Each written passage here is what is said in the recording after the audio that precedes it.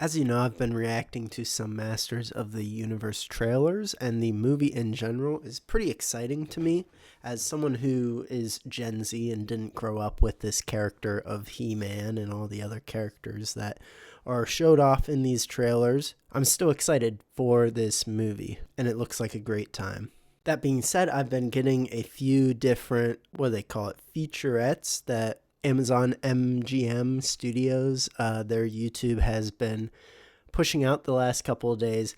And honestly, some of them seemed pretty interesting. So I wanted to take this video to react to those behind the scenes sort of things. So yeah, that's what we're doing in this video. But before we do that, this is what I do and this is what I talk about. I love talking about movies, especially when it comes to the fantasy genre. The thing that I've come to find out about Masters of the Universe is that it's a mashup of fantasy and sci-fi. I'm a Star Wars fan. I'm a fantasy fan. So like, it's a pretty cool thing to see both those genres come together. And I'm sure it will be even cooler once this movie does come out. But yeah, that's what I talk about. You know, Game of Thrones, Lord of the Rings, Star Wars, all sorts of things. If any of that sounds interesting to you, please check out my channel and see if there's anything else that you like. Any sort of support, whether it be a like, subscription, anything like that, is greatly appreciated, and it means a lot more than you guys know, so thank you. The first one I wanted to check out is the Masters of the Universe Becoming He-Man featurette. Alright, so let's get into it. Starting in 3, 2, 1, -1, go. Embodying He-Man has kind of been the greatest physical challenge of my life. I'm sure. Nick has utterly transformed himself. He feels... Oh yeah. He reminds me, he looks like, what's his face? Alex Ubik or something. He's a bodybuilder. He's got the long hair. He's got the lean physique. I say lean. The dude has like crazy muscle, but isn't like hulking like Sam Sulik or something like that. But yeah, just seeing this guy, I don't even know his name, this actor reminds me of him. It's like the most powerful man in the universe. Hats off to him, you know, because there's a lot of work. I forgot what he used to look like. Who is that man? What? Working with Nick. That's a pretty big compliment. What was I gonna say? I think it was, I don't know if it was on one of my videos or just on the first trailer in general. I remember a comment where someone said, not enough muscle, like giving it a thumbs down. I'm like, dude, you can only get so big apart from being a professional bodybuilder who's shooting themselves up with different performance-enhancing drugs to get this big, which isn't good in general. He looks realistically massive, in my opinion. We focused on building and maintaining muscle. It's a total body workout. He's lifting weights, doing cardio on top of that, getting stunt training. I bear a responsibility to the fans. This is my home. I'm gonna fight for it. I feel pushed to lift. See, just that thing that he said there, I feel a responsibility to the fans. That is so refreshing to hear, because a lot of these like superhero movies or like things like this where there's a massive fan base that is already there. Henry Cavill said it best when he was asked about toxic fandom, and he's like, it's not toxic. The fans, it's short for fanatics. Like, these people who are the most vocal about this, their thoughts, what they're saying, if they really are fans of the show, their criticisms should be taken into account. And like, being cast as a character into one of these universes where there is such a big fan base is a super important role. And like, yeah, you have a responsibility to try your best to embody that character that everyone knows and loves. Yeah, like he said, for the fans, like there's a responsibility there. So it's good to hear him say that. More to work harder, to be like He-Man. Is that all you've got? I was pulling my punches.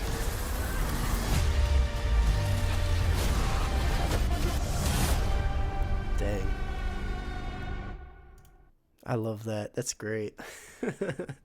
He's almost as big as me. What can I say? That was the first one. That was, yeah, Becoming He-Man. I like that. But there's more. I want to at least watch this second one. And then, yeah, we will. I think there's another one. Maybe we'll watch that. We'll see. But, yeah, this one is Forging the Sword of Power. What I have been able to glean from these trailers is that this sword is a big deal. Like, this was the thing that he was looking for while he was still in the real world, and it obviously gives him powers, I think, from saying, I have the power, super loud, which is cool. It's cool, you know, great Legend of Zelda vibes. I mean, not just Legend of Zelda, but fantasy vibes in general, where there is a magic blade that the hero uses, you know, whether it be a Thor's magic hammer, the Master Sword from Legend of Zelda, Percy Jackson's pen sword. Swords are cool. The weapon of the chosen hero. That's what this is. Let's watch it. Forging the Sword of Power. 3, 2, 1, -1, go. The Sword of Power is so iconic. It was so exciting getting to wield it. You carry the power of Grayskull. For the design of the sword, everything starts with my personal sketchbook and Travis's vision. That guy's a good sketcher. I don't know who that is. Look at that. No shot. My personal That's impressive. sketchbook and Travis's vision. It was important that we honor what it looked and felt like 40 years ago. It looks like the Sword of Power. Here's my first sketch. We ultimately went with the design from the 80s TV series. Awesome. I'm sure a lot of people are very thankful for that. Like, that's all you got to do in stuff like this where there is that built-in fan base. You just have to take what people already love and copy it, paste it. That's all you got to do. So many people in Hollywood, whether it comes to the casting that they do for characters or even little things or not so little things like this, like the props that are used, the swords, the things around it, the environment, like all you have to do. How to Train Your Dragon did a great job at this with the live action. All you got to do is 1-for-1 copy, paste what people love, and they will get excited about it. You just got to stay faithful to what the fans already love. And it seems like they're doing that here. That sword is mine. We've got in total around 20 swords. It was the most important prop in the movie. And it's all manufactured in-house. Sure. That was a massive process. Just finished this straight off the CNC machine, and now we're taking Is that foam? Is that foam? No. Really? Now we're taking it to the hand finishing department to fine-tune the elements of it. That's so cool. The Sword of Power is extremely heavy. I'm glad I don't have to be the one. Okay, so it's obviously not foam if it's heavy. I'm glad I don't have to be the one who wields it.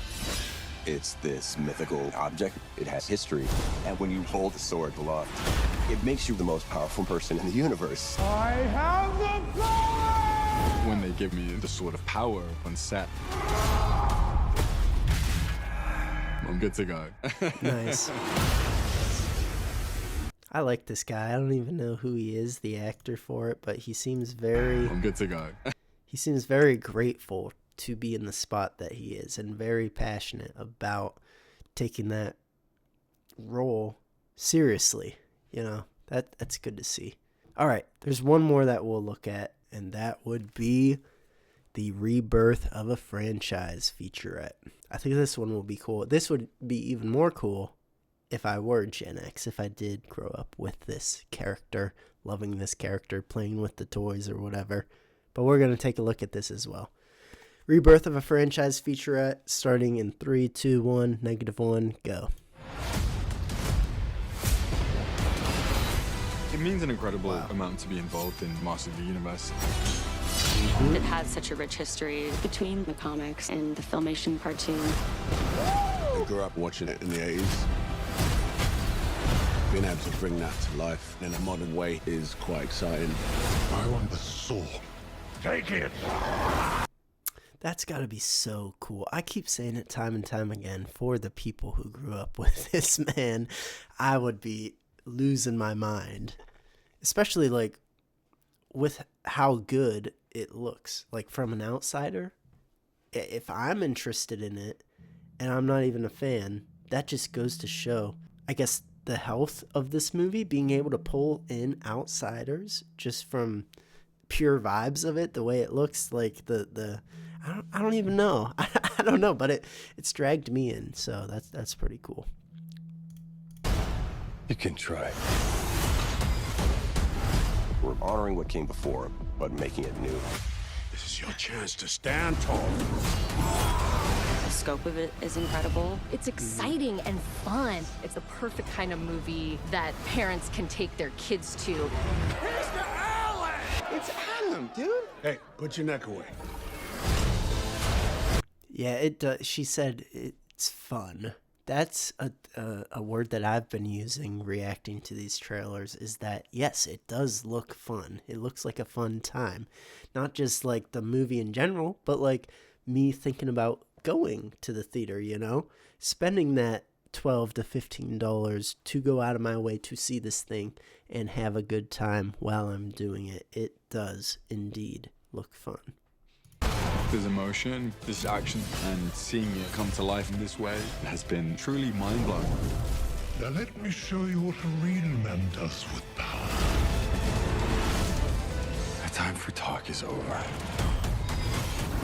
By the power of Grayskull, I have the power! So cool. Oh, man. They got to be so proud of this thing. Are you kidding me? It's just been impressing me time and time again. And the more I see anything about it, including these featurettes, these behind the scenes things, it's just, I don't know. I don't know. Usually with a lot of stuff nowadays, whether it be Star Wars or Lord of the Rings shows or just like other things, anytime I see stuff about it, I'm able to pick out those red flags that I see about it. And I'm like, ugh, I'm not sure how this is going to play out. But this, like everything that I've seen, looks good, looks interesting, looks fun, looks like a great time to go and watch it. Like, I don't see any red flags about this. I know people got kind of mad at the he, him nameplate calling it woke, but like I saw that as a joke. I think that's what they were going for, just because it's He-Man. That's funny. He, him, for the name tag of He-Man. I just thought they were making a joke, not necessarily wokeness, but we'll see when it comes out. Maybe it will be. I don't think so. I haven't seen any clues or hints of that.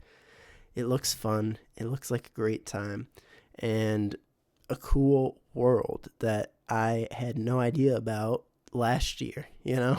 Like, that's Masters of the Universe behind the scenes stuff. It's exciting. I'm looking forward to it. But yeah, that's about all I really had to talk about in this video. What do you guys think? Are you excited for this movie just like I am?